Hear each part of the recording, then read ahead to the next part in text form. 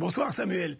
Vous savez donc ce campus est en face du ministère des Arts. Et dans ce campus, il y a toutes les entités d'Altis Media, donc BFM, comme vous l'avez précisé, i24 News, SFR et RMC.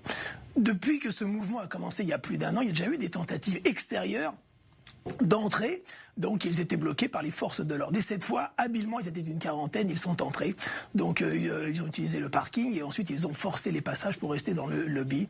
Donc ces gilets jaunes, représentatifs donc de toutes les générations, tenant des propos complètement incohérents et dangereux, puisqu'ils ont rencontré par hasard Christophe Barbier. Vous savez, ce journaliste éditorialiste qui intervient souvent sur notre antenne à i24 News, qui sortait de l'antenne, donc c'était en fin de matinée, puisque le mouvement est arrivé ici aux alentours de 10h30, donc courageusement, il les a affrontés.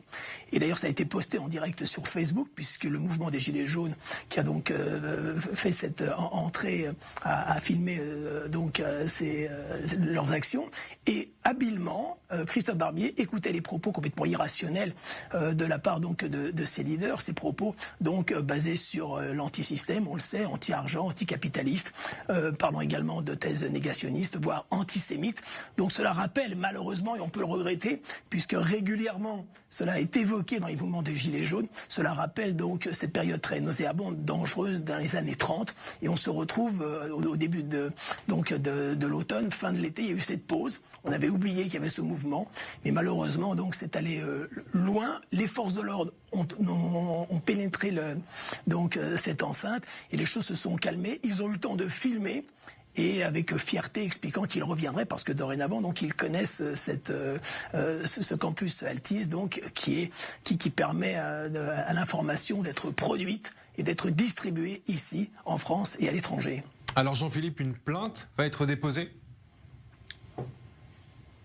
Oui, la direction d'Altis, bien entendu, a réagi en condamnant fortement les propos, l'action, donc, puisque donc un mouvement social pénètre de force dans cette enceinte en bousculant les forces de l'ordre, donc ils condamnent.